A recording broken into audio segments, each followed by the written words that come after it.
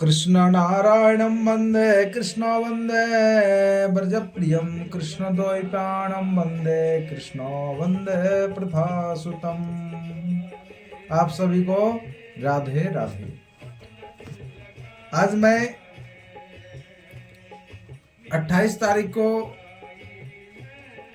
इंदिरा एकादशी के बारे में चर्चा करूंगा, तो आप लोग ध्यान पूर्वक श्रवण करेंगे।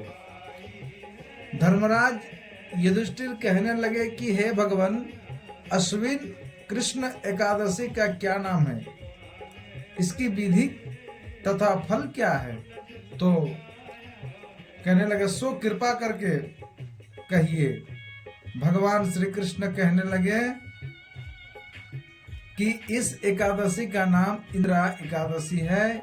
ये एकादशी पापों को नष्ट करने वाले तथा पितरों को अधोगति से मुक्त देने वाली होती है।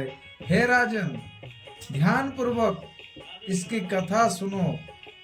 इसके सुनने मात्र से ही वाजपेयी यज्ञ का फल मिलता है।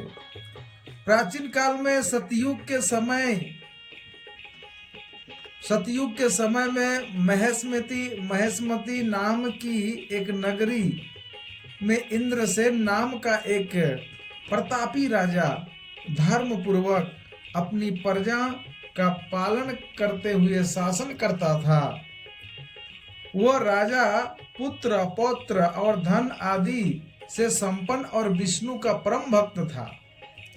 एक दिन जब राजा सुख पूर्वक अपनी सभा में बैठा था, तो आकाश मार्ग से महर्षि नारद उतरकर उसकी सभा में आए।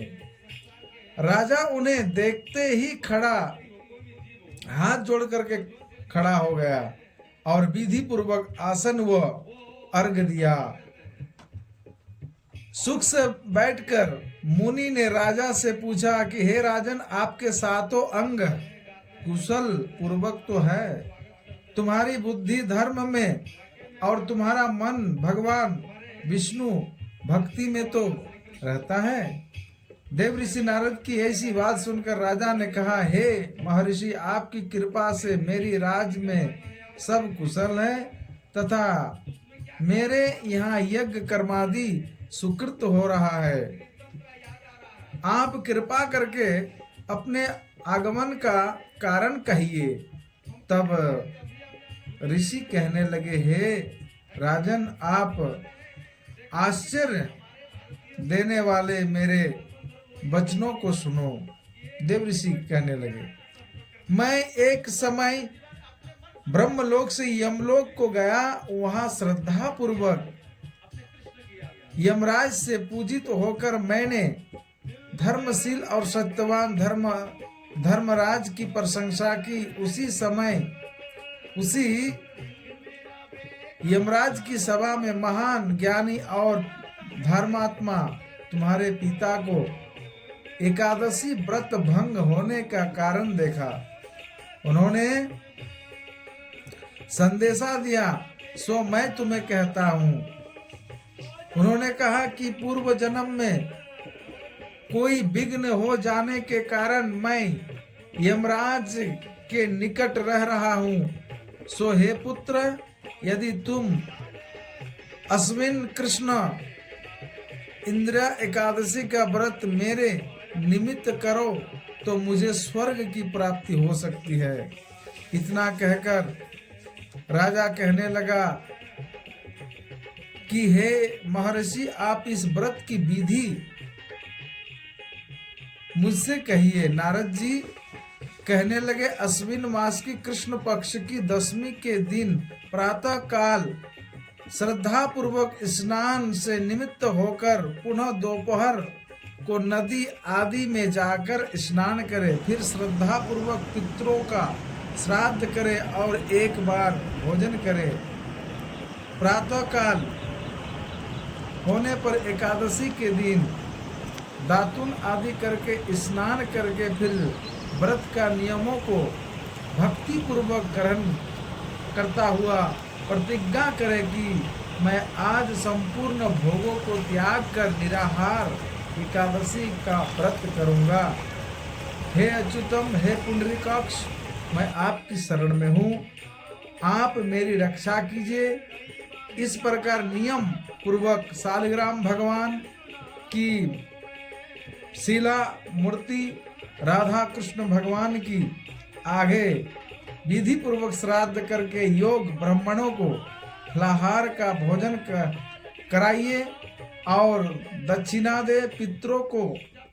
पितरों के श्राद्ध से जो बच जाए उसको सूंघ कर गो माता को दे तथा धूप दीप गंध पुष्प नैवेद्य आदि सब सामग्री से ऋषिकेश भगवान राधा गोविंद का पूजन करे। रात में भगवान के निकट जागरण करे, हो सके तो इसके पश्चात द्वादशी के दिन प्रातः काल होने पर भगवान की पूजन करके ब्राह्मणों को भोजन कराएं। भाई बंधु स्त्री और पुत्र सहित आप भी मौन होकर भोजन करें। नारद जी कहने लगे कि हे राजन, इस विधि से यदि तुम आलस्य रहित होकर इस एकादशी का व्रत करोगे तो तुम्हारे पिता अवश्य ही स्वर्ग लोक को जाएंगे। इतना कहकर नारद जी अंतर्ध्यान हो गए। नारद जी के कथा अनुसार राजा द्वारा अपने बांधवों तथा दासों सहित व्रत करने से आकाश से पुष्प वर्षा हुई और उस राजा का पिता गरुड़ पर चढ़कर विष्णुलोक को गया। राजा इंद्रसेन भी एकादशी के व्रत के प्रभाव से निष्कंटक राज करके अंत में अपने पुत्र को सिंहासन पर बैठाकर स्वर्ग लोक को गया। हे युधिष्ठिर, ये इंद्रिया एकादशी के व्रत का महात्म मैंने तुम्हें कहा। इसके पढ़ने और सुनने से मनुष्य सब पापों से छूट जाते हैं और सब प्रकार के भोगों को भोग कर वैकुंठ को प्राप्त होते हैं। तो इस प्रकार एकादशी का ये महात्म कथा आप लोगों ने भी सुने।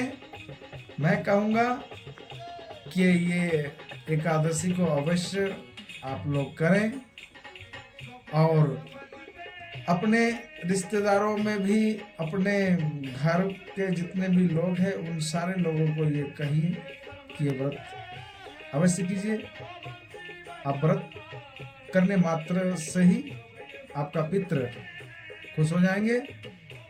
और जो इंद्रिया एकादशी का व्रत का जो पारण है 29 तारीख को 5:30 बजे से लेकर 8 बजे तक व्रत का पारण अवश्य कर लीजिएगा। राधे राधे।